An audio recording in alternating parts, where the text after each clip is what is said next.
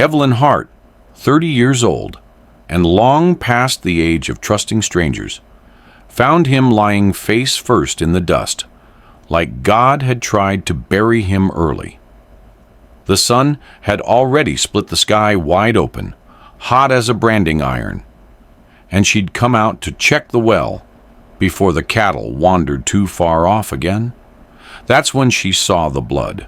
He was more bone than man, draped in torn leather and soaked with sweat. His chest barely rose.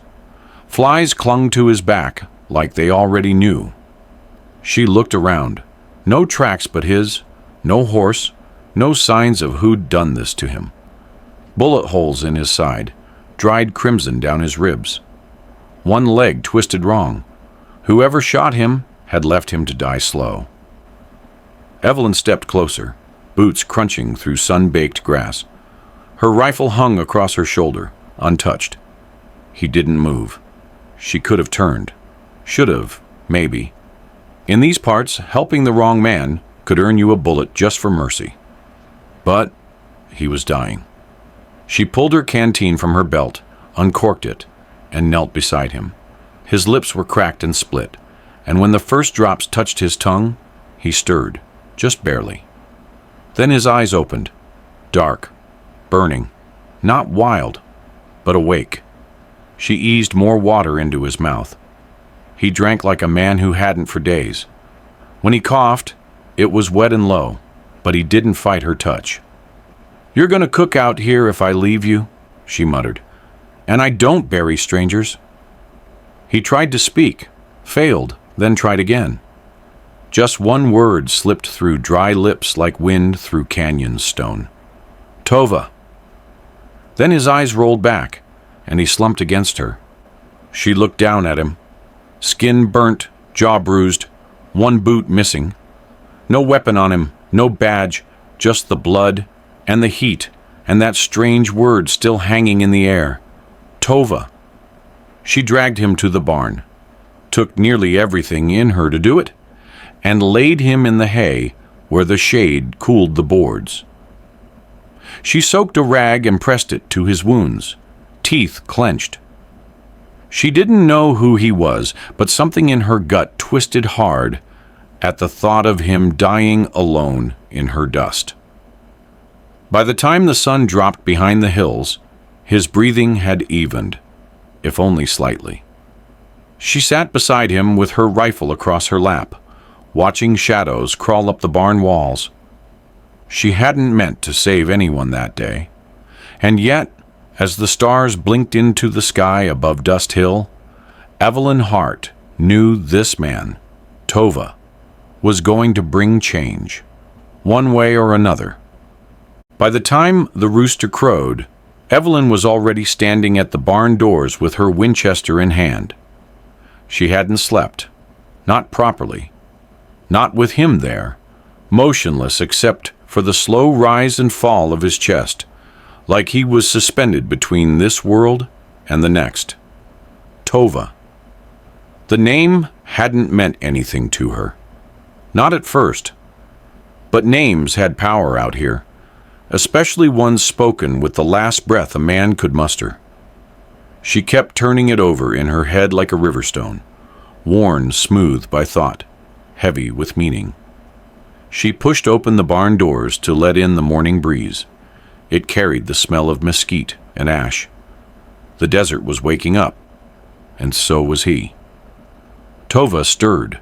His hand twitched, and his eyes opened, not confused, not panicked, just alert, like he'd never really been unconscious at all.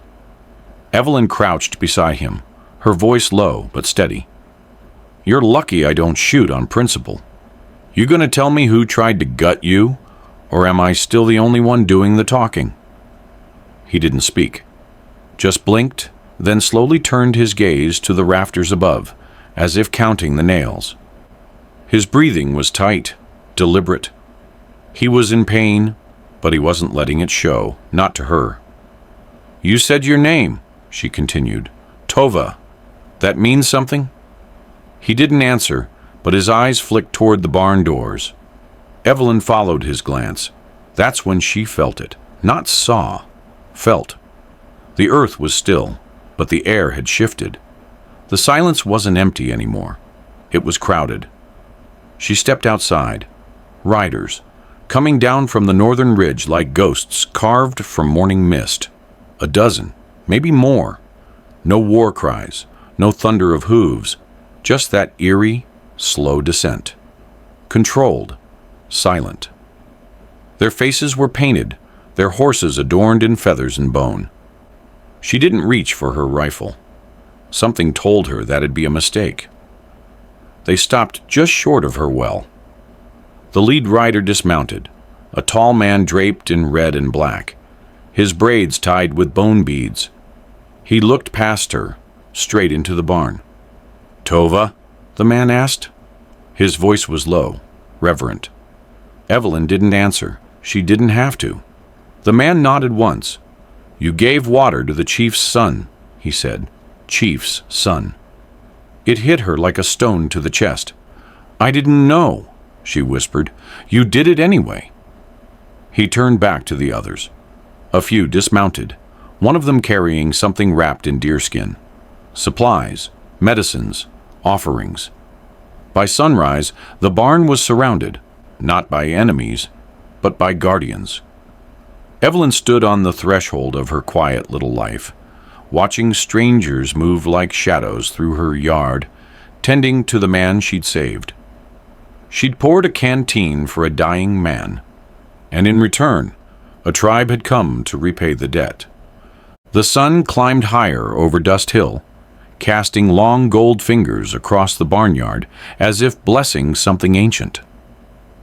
Evelyn stood by the fence post, arms folded across her chest, watching them, warriors, elders, a healer who moved like smoke through the morning light. None of them had spoken harshly. None had asked her permission, but they didn't need to. Tova lay inside, still fevered but breathing easier. The healer, a weathered woman with sharp eyes and hands like silk, had crushed herbs into a poultice and laid it along his wounds. She hadn't looked at Evelyn once, but the message was clear. Your care got him through the night. Now step aside. And Evelyn did, because in her bones she knew this wasn't a rescue. It was a right. She busied herself splitting logs behind the barn, more for the rhythm than the need. Every so often, her eyes would drift back to the scene, blankets being unfolded, smoked meat shared in silence, the healer murmuring low chants Evelyn couldn't begin to understand. When noon hit, the tall man in red and black approached. He moved with the quiet confidence of someone used to leading from the front and being obeyed without question. He didn't offer his name. Instead, he handed her a polished stone, black as ink, carved with a symbol she couldn't read. "For protection," he said simply. Evelyn turned it over in her hand. "I didn't help him for trade. You didn't. That's why it matters." They stood in silence for a beat, the desert humming around them. "You're not safe," he added. "The men who hurt him, they hunt bold, the kind who think a badge gives them a reason to kill." Evelyn's jaw tightened. "I've known that kind." He gave a single nod. "Then you understand. Our scouts saw them. 4 men, one with a burned cheek. They'll be back." Evelyn looked towards the hills. Flat scrubland, nowhere to hide. "They come looking for blood?" she asked. "They come looking for what's already been lost, and they will not find it here." That night they didn't leave. They set up camp in a wide semicircle around the barn, their horses tied loosely, their weapons near but sheathed. A silent wall of bodies and blades between Evelyn's homestead and whatever rode out of the dark. Tova opened his eyes once after midnight, meeting hers in the glow of lantern light. "You stayed," he whispered. Evelyn nodded, sitting beside his cot, fingers resting on the rifle in her lap. "So did they," she said. And though he said nothing else, a flicker of something passed through his face. Relief, maybe, or reckoning. Whatever Evelyn had started with that single act of mercy, it had begun to take root, and before long, the desert would know it too. By the third day, the wind shifted. Evelyn could feel it in her teeth, in the brittle way the wood of the porch creaked, in how the hawks flew lower than usual, tracing lazy circles, as if waiting for something to die. Dust moved differently when trouble was coming. The tribe remained silent but alert. Tova, pale but upright, sat propped against the barn wall beneath a hide canopy they'd constructed for shade. His wounds still pulled at him when he breathed, but his eyes were clearer now, watchful, calculating. Evelyn had grown used to the quiet language they all spoke, nods instead of words, gestures more honest than sentences. But even in silence, there was tension in the air, like a match waiting for friction. She didn't have to wait long. Just after noon, she spotted them. 4 men riding hard from the ridge trail, moving like they had every right in the world to trample whatever they found beneath their boots. One of them wore a broad-brimmed hat and a rifle slung too low on his back. Another had a face half ruined by fire, red flesh stretching like old leather. The burned one. Evelyn's stomach turned cold. They didn't stop at the gate. They rode straight up the path, kicking up clouds of dirt, not bothering to dismount. She stepped off the porch, with her rifle held steady at her side. The tribe didn't move, but they didn't vanish either. They watched from the shadows of the barn, the brush, the high ground. "Morning, miss," the lead rider drawled. "We're looking for someone. Injured fella. Went missing a few days back." "No one like that here," Evelyn said, her voice even. The burned man grinned. It looked wrong on his face. "See, that's funny, 'cause we found blood a few miles north. Broken branches, drag marks. Thought maybe he got real lucky. Found some Samaritan." He leaned forward in the saddle. "You wouldn't know anything about that, would you?" Evelyn didn't blink. "I mind my own business. I'd suggest you do the same." That grin faded. "I don't like liars. And I don't like men who threaten women on their own land." A voice cut through the tension, sharp and low. "Then don't." Tova stood behind her, one hand braced on the barn frame, the other holding a blade carved from bone and obsidian. He looked like death warmed in firelight, but there was no mistaking the steel in his eyes. The riders shifted. One of them reached slowly for his holster. And that's when the arrows appeared, 6, notched and ready, from the high brush and rooftops. The tribe had not left. They'd just waited. "4 of you," Evelyn said quietly. "Do you really think this ends in your favor?" The man with the burned face stared long and hard, but in the end he clicked his tongue and pulled his horse back. "This ain't done." "No," she agreed. "It's just beginning." They rode off into the dust, and Evelyn watched until they vanished beyond the ridge. When she turned, Tova was still there, swaying slightly, but standing tall. "You shouldn't be on your feet," she said. "I should," he replied. "They'll be back." And Evelyn knew, so would she. That evening the sky burned orange, not from fire, yet, but from the kind of sunset that feels like an omen. Evelyn stood at the edge of her porch, eyes scanning the distant hills as the last of the day's heat clung to her skin like a warning. The land felt too quiet. Even the cicadas had gone still. Inside, Tova slept fitfully, fever draining out of him one breath at a time. The healer said he'd live, but the damage went deeper than flesh. Evelyn knew that look, seen it in soldiers returning from the war. Wounds that didn't bleed anymore, but never truly closed. As twilight settled, the elder returned. Black Clay, they called him. His face was a map of the desert, cracked and wise, eyes like flint. He spoke softly, without show, seated cross-legged in the dirt by her porch. "For 10 years," he said, "we have moved with the wind. Fort to canyon, river to ash. They chase us because we remember what they want forgotten." Evelyn didn't answer right away. She brought out 2 cups of boiled coffee and sat across from him. "Wexley's not going to stop," she said. "He'll bring marshals, papers, fire, whatever it takes." Black Clay looked toward the barn, then back at her. "And yet you sheltered the boy. Why?" Evelyn took a long breath. "Because someone had to." The old man studied her, then placed a smooth stone in her hand, white quartz, etched with lines like broken water. "You do not owe us shelter," he said, "but if you choose to give it, you will have to fight to keep it." Evelyn stood. "Then let it be known," she said. "This land's yours, same as mine. If it costs me everything, so be it." They didn't shake hands. There was no ceremony. Just that stone in her palm, warm from his grip, and the weight of something sacred being passed between 2 souls tired of running.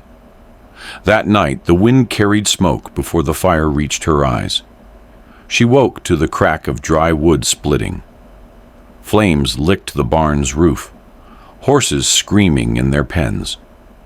Evelyn grabbed her rifle and sprinted barefoot into the yard, but it was already too late. Someone had soaked the hay in oil, cowards in the dark. The tribe formed a human chain, hauling buckets from the well, beating flames with wet blankets. Tova, still limping, dragged the last mare to safety. Evelyn watched it all, throat scorched with heat and rage, heart hammering. By dawn, the barn was a skeleton of black beams and ash. Nothing else had been taken. No note, just fire, a signature. Wexley had sent his answer. Evelyn stood in the ruins, barefoot and bruised, smoke curling into the sky behind her like a funeral pyre. She'd made her choice, and now there was no going back. The blood moon rose like a wound over the ridge, swollen, red, watching. Evelyn stood at the edge of Ember Rock, where the stone turned black as coal and warm underfoot even after sundown. The flames of the ceremonial fire flickered in a circle, fed by cedar and sage, the smoke curling like ghosts between the gathered souls. She had been invited here, not as a guest, but as something more, something earned. Tova sat nearby, still mending from the ambush, his face calm beneath the paint that now marked him not just as son of a chief, but as a survivor of war. Black Clay stood at the fire's heart, his staff planted firm in the soil, his voice low and steady in a language that rolled like thunder through the canyon's bones. They didn't speak to Evelyn directly at first. They spoke around her, stories told in pieces, in the way their people had done for generations. Stories of storms, of betrayal, of exodus. They spoke of running from places once called home, and watching children forget the shape of the sky that raised them. And then they spoke of her, of the woman who stood when others hid, who gave water to a dying man and opened her gates to warriors the world called enemies. Evelyn didn't know when her legs had begun to shake, but she stood straighter when Black Clay turned toward her. "You have lost," he said, eyes catching the flame light, "and yet you gave. You knew fire would come. Still, you stayed." He stepped forward and held out a piece of obsidian, polished smooth as glass. "Among us, you are not outsider. Not tonight." He touched the stone to her forehead, just between the eyes. "You are Asha," he said, "the one who gives without fear." A quiet murmur passed through the gathered circle. Not applause, not cheers. Something deeper, older. Evelyn swallowed hard. Her hands, calloused from years of ranch work, now felt unfamiliar, foreign under the weight of the name. She looked to Tova. He gave a slow, solemn nod. The pact was unspoken, but understood. Her land was theirs now, not as ownership, but as shelter. In return, they would not run when Wexley returned. They would stand, Asha and her kin. As the flames burned lower, the story softened into songs. Children danced in the fire's halo, and the stars blinked down as if recognizing something rare. A union not built on bloodlines, but on blood spilled and still willingly shared. Later, when Evelyn sat alone beside the embers, obsidian stone cool against her chest, she whispered the name to herself once more, Asha. And for the first time in years, she didn't feel alone on her own land. The sun had barely risen when the scout returned, dust-caked, breath ragged, eyes hard. "They're coming," he said, not needing to say who. Everyone already knew. By the time the first vultures circled overhead, Evelyn stood atop the ridge with her rifle slung across her back and a satchel of ammunition at her hip. She wore no dress that day, just denim, worn leather, and a strip of red cloth tied around her arm, same as the others. She was Asha now, and Asha stood with her people. They made their stand at the dry riverbed, an old wash carved by decades of flash floods, littered with jagged stone and brittle mesquite. It was the perfect place to trap the arrogant, and Wexley's men were nothing if not arrogant. Evelyn watched from cover as the column approached. 15 riders, too loud, too proud. At their head rode Wexley himself, no longer in a coat and cravat, but in a rifleman's vest and polished boots, like he thought this was a campaign march instead of a blood hunt. He never saw the first arrow. It struck the lead scout clean through the shoulder, toppling him backward off his mount with a scream.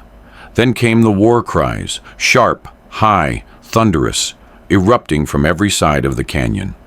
The Navajo didn't fire blindly. They picked targets, worked in pairs, disappeared, and reappeared like smoke. Within seconds, chaos swallowed the dry bed. Evelyn didn't hesitate. She moved from her perch and slid down the embankment, crouched behind a shale outcropping. A rider broke formation, trying to flank, eyes wild with panic. He didn't even see her until she stood in his path. She raised her rifle, aimed steady, and fired. He fell hard, didn't get up. Her hands trembled, but only after. She breathed once, twice, then pushed forward. Wexley, pinned near the center, roared orders no one obeyed. His polished gun flashed, catching one of the warriors in the leg. Tova rushed to cover the fallen, cutting through the fray with blade and purpose. Evelyn watched him move and felt something stir. Not fear, not awe, but certainty. This was what standing meant. This was what her land was worth. By the time the last of Wexley's men had either fled or fallen, the dust settled into silence. The riverbed ran dry, still, but there was blood now, staining the sand like rust. No rain would wash it away soon. Evelyn stood in the wreckage, her chest heaving, her rifle hot in her hands. She looked to Tova. He nodded, a silent oath passing between them. They had not just defended land. They had earned it. The evening sun dipped low, casting long shadows across the blackened ribs of the old barn and the scorched fences beyond.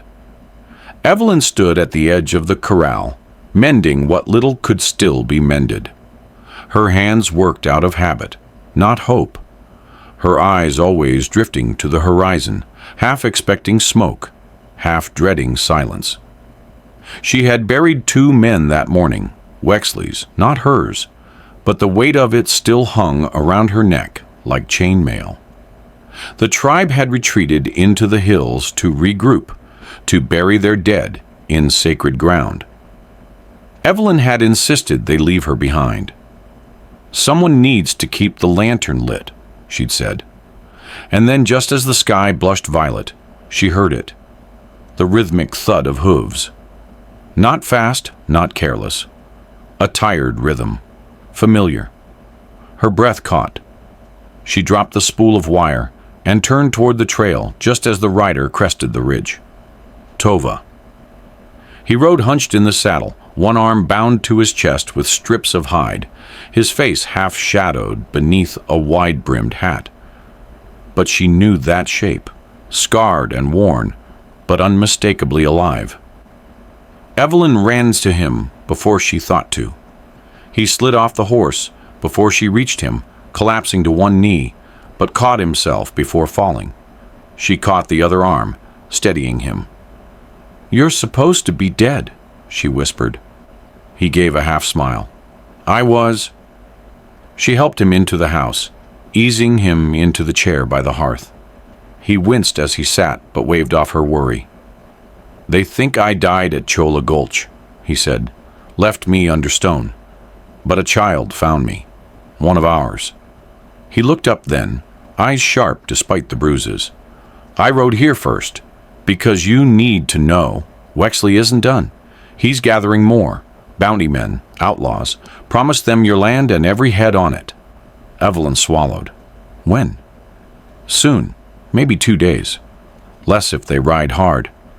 She stared into the fire for a moment, then said, "We'll be ready." He studied her, not just her words, but her hands, her posture, the firelight in her eyes. The schoolteacher's widow was gone. Asha remained. "You're not what I expected when I saw you by that well," he said quietly. Evelyn looked at him, steady. "Neither were you." He reached for the obsidian stone still strung around her neck, fingers brushing it. "You gave without fear. Now you lead with it." She held his gaze. "We lead together." And in that moment, between blood, dust, and the final breath of peace, they weren't just survivor and savior. They were equals, ready for war. They came at dawn, just as the sky split between night's last shadow and the first breath of sun. Wexley's army wasn't a militia. It was a pack. Deserters, bounty hunters, mercenaries with cold eyes and full purses. 40 men on horseback, rifles slung, dynamite strapped to their saddles like declarations of vengeance.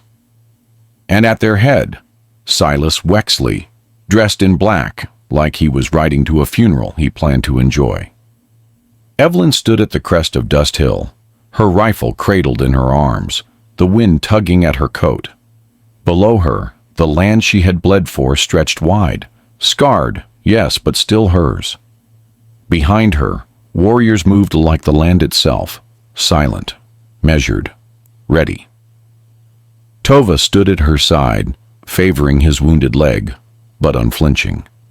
His eyes never left the rising dust on the horizon. "They'll come straight for the barn," he said. She nodded. "Then that's where we'll let them think they're winning." The defenses weren't much, just clever hands, old traps, and time spent knowing the shape of the land better than any map could tell. Brush had been cleared to funnel riders into the low wash where sharpened stakes lay hidden beneath dust. The main trail was mined with oil cans and glass. Snipers waited in the high rocks. Fires had been set, ready to be lit with a single torch. They didn't have numbers, but they had fury, and fury remembers. The first wave hit like thunder. Gunshots cracked, horses screamed. The wash swallowed 5 men before the others realized it was a trap. Explosions rang out near the corral, shaking the earth. Tova loosed arrows with terrifying precision. and Evelyn dropped 3 men before her rifle jammed, and she switched to her revolver. Then came Wexley, riding through the flames like a devil unburnt. His eyes locked on the house. Evelyn met him in the yard, her boots steady in the bloody dust. He dismounted mid-charge, pistol raised, teeth bared. "You think this wins you anything?" he roared. "I'm not here to win," she said, firing first. He dove behind a trough, returned fire. Splinters flew. Smoke clouded everything. Then a sound behind her, a cry, "Tova." She turned just in time to see him fall, struck in the shoulder by a stray round. But he didn't go down quiet. He crawled behind cover and kept firing with one arm, buying her a moment. That was all she needed. Evelyn flanked Wexley through the smoke, coming at him from the blind side. He saw her too late. She didn't shout, didn't threaten. She just raised her revolver and pulled the trigger. Wexley dropped where he stood, choking on blood and dust, the last breath of tyranny slipping from his mouth. The remaining men, leaderless and bleeding, broke. Some fled, some begged. The tribe did not chase. By midday, it was over. The ranch stood scorched but upright. The land soaked in blood, but unclaimed by thieves. Evelyn walked the battlefield in silence, finding Tova slumped against a post, pale but breathing. "You stayed," he whispered. "Always," she replied. They had defended Dust Hill not just from violence, but from erasure. And the land, at last, was theirs. The wind no longer howled through Dust Hill. Where fire once danced on scorched beams and bullets sang through dry air, there now stood homes, low, sturdy, wrapped in adobe and timber, their windows open to the sun. Children's laughter echoed between them, mingling with the soft rhythm of hammers, rebuilding what had been nearly lost. Evelyn Hart walked the length of the property with a quiet pride. Her rifle still hung on the wall inside, but she hadn't touched it in weeks. These days, she carried tools, nails, a measuring rope, a ledger of names and supplies. The ranch wasn't hers alone anymore. It was theirs. Asha's land, protected not by walls, but by the people who had bled into its soil and stayed. Tova walked beside her, his limp less pronounced with every sunrise. His face bore the scars of war and healing, but his eyes had softened. Sometimes they worked side by side in silence. Other times he shared stories of his father's people, of seasons long before the railroads came. And when he looked at Evelyn now, it wasn't just with gratitude, it was with belonging. Together, they stood before the rebuilt well. The wood had been replaced with sandstone, each block carved and carried by hand. The pulley system was new, fashioned by one of the boys from the tribe who had learned smithing from a passing traveler. It no longer groaned when it drew water. It sang. And above it, fastened to the stone with hand-forged nails, was a plaque. Mercy given, mercy returned. The words were simple, but everyone knew their weight. Evelyn reached down and filled a tin cup, offering it to a stranger who had arrived that morning, a traveler with nothing but a broken boot and a sunburnt face. He drank in silence, eyes wide, as he looked around at the people building a life here. "Is this a town?" he asked, voice raspy. Evelyn shook her head gently. "It's a place that remembers." And when the man looked like he might cry, she handed him a piece of bread and pointed him toward the bunkhouse. "You can stay, if you're willing to work." By nightfall, fires danced in the yard, not of destruction, but of celebration. Music rose from handmade drums and flutes, and stories drifted beneath the stars. Evelyn sat by the well, listening to the quiet joy around her. This place, born from blood and mercy, had become something rare. Not just a ranch, not just a refuge. It had become a promise, etched in stone, carried in hearts. The well that once saved one man now saved them all. If this story touched you, and you like this kind of story, subscribe and be here for the next one.